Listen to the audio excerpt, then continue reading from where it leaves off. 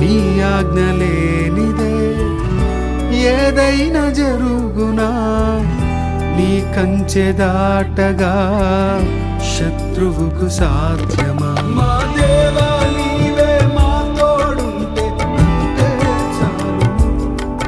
అపవాది తలచిన కీడులన్నీ మేలైపోవును. మా దేవా నీవే మా తోడుంటే అంతే చాలును. అపవాది